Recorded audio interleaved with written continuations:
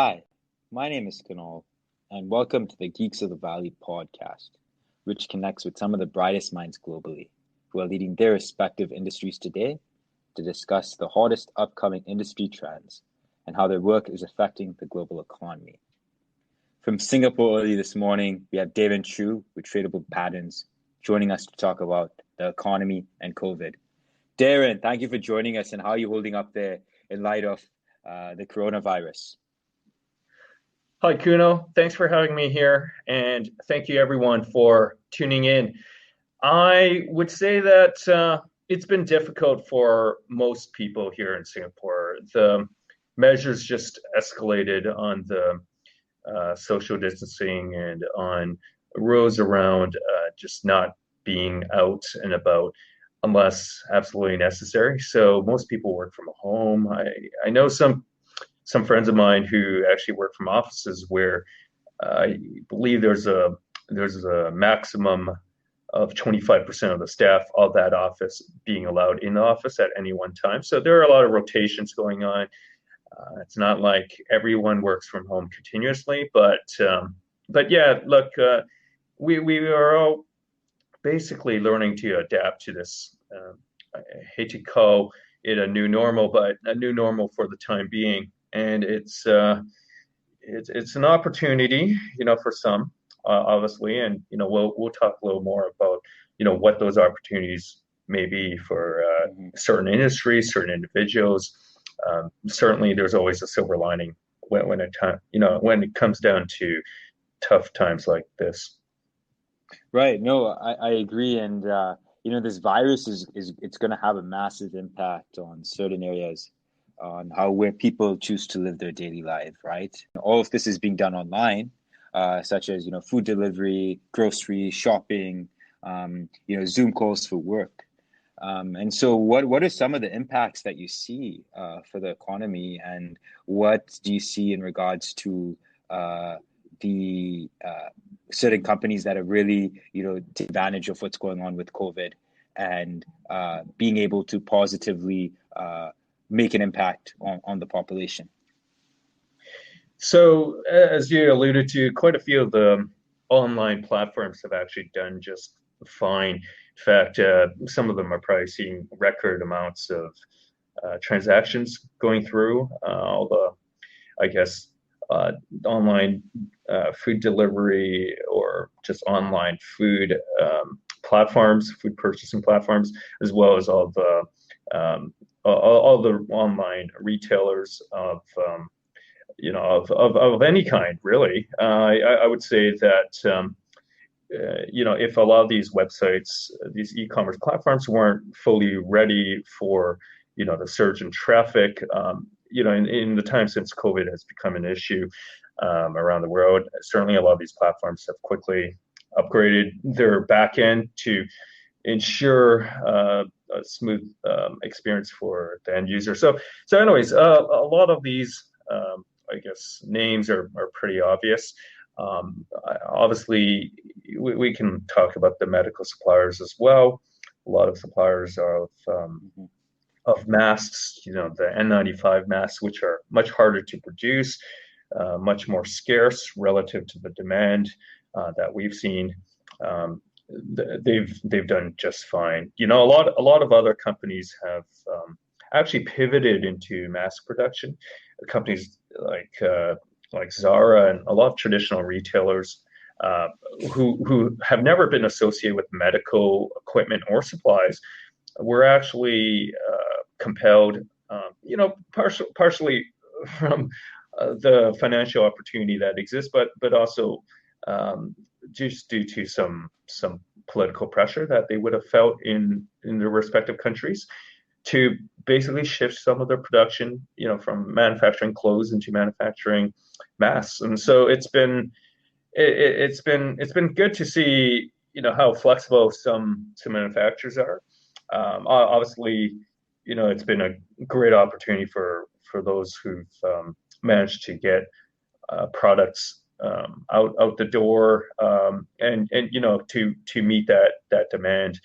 Although, just one thing I'd like to note is that a lot of these medical products, they actually have to be certified in a lot of the markets that they're destined for. So the EU, the US, and even China, they all have their own Right. certifications Hmm. for various medical products. And so obviously a lot of those manufacturers who traditionally had no medical equipment or supply manufacturing expertise, they've just suddenly pivoted in the last 2 months, and so there's no way they'd be certified on those particular requirements that the EU and the US and other markets previously would demand. And so there have been some exceptions, where certain governments or even more sort of at the grassroots level, at the hospital level,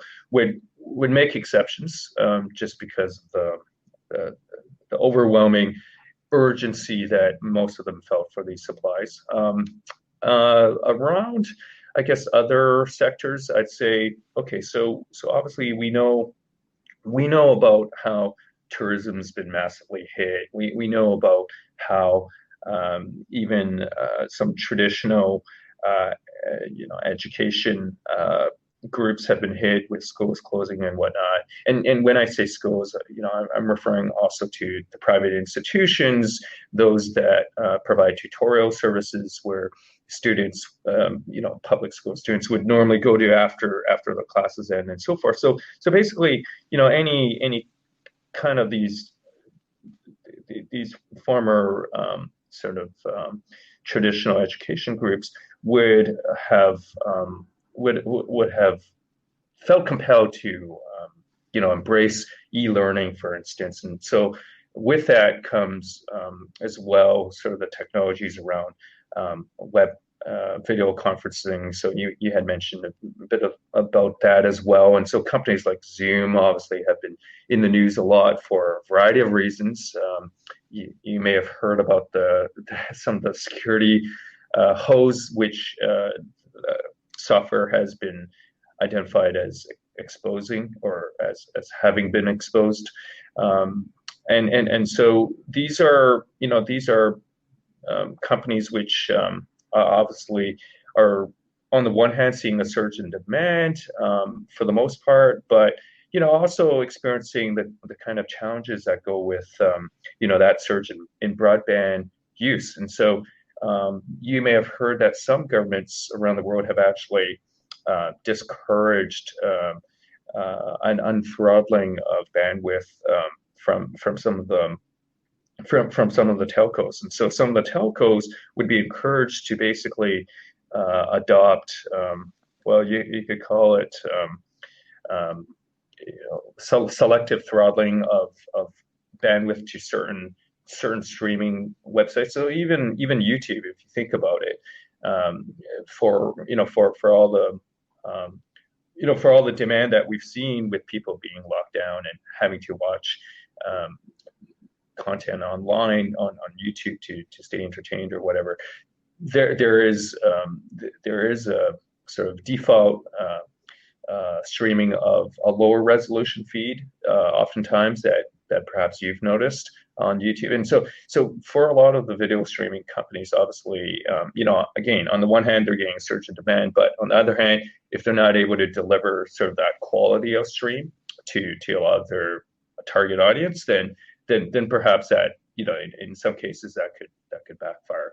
Whereas certain companies may, for just reasons of being better resourced, they can still deliver a crisp high resolution stream. But anyways, so sorry to go on, but just wanted to touch on a few of those sectors. No problem at all, Darren. It's just very interesting to see what these three sectors are being impacted by COVID, right?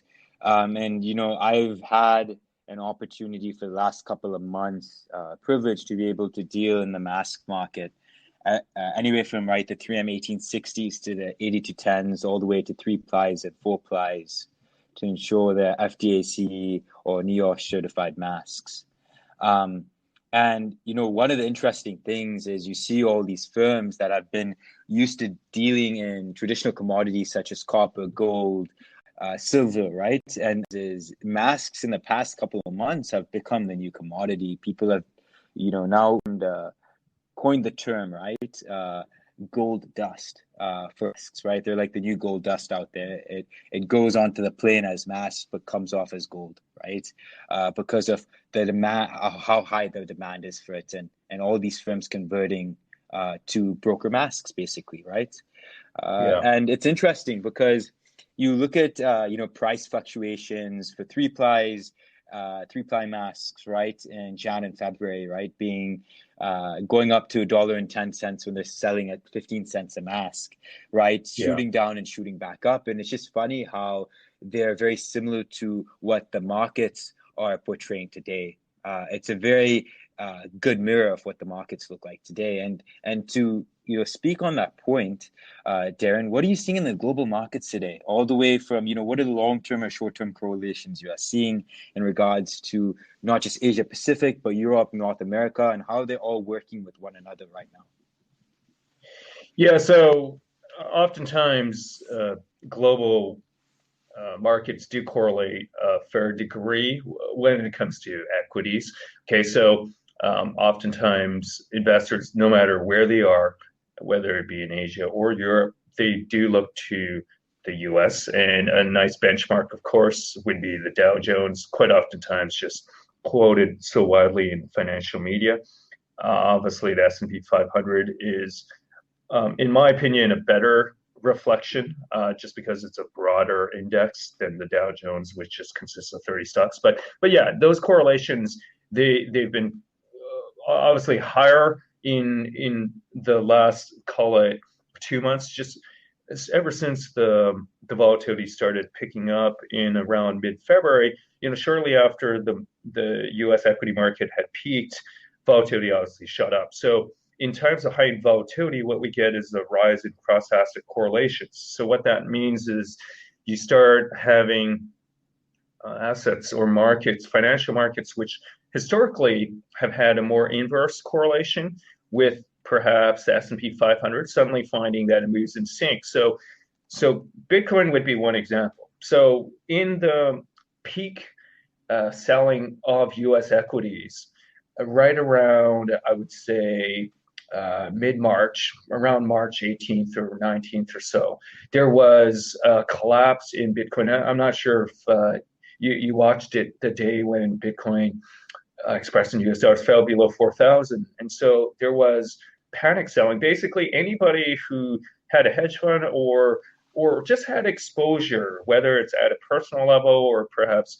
at a fund management level, if there was exposure on those markets which you were being bruised on, and perhaps leveraged where you were facing margin calls, then the immediate urgency, of course, at that point in time would have just been to liquidate whatever you could across accounts elsewhere in order to get the capital to meet those margin calls. And so that basically resulted in markets like Bitcoin just being thrown out with with the bathwater. And so it's a phenomenon which has occurred throughout history. It's not really just this recent crisis, but obviously Bitcoin's a newer market, being roughly just a little more than a decade old, and so it's a phenomenon which I would say has applied as well to the sort of fixed income U.S. Treasury market, which historically again has been inversely correlated quite often with U.S. stocks, but in this last call it 2 months, again, particularly during the peak selling around mid-March, what we saw was U.S. Treasuries actually, they sold off along with U.S. equities. And so oftentimes, again, that inverse relationship just kicks in because U.S. Treasuries historically, for the most part, and by most market participants, has been seen as a safe haven. And so, with other assets like gold, we've seen this as well, where gold got absolutely slammed, contrary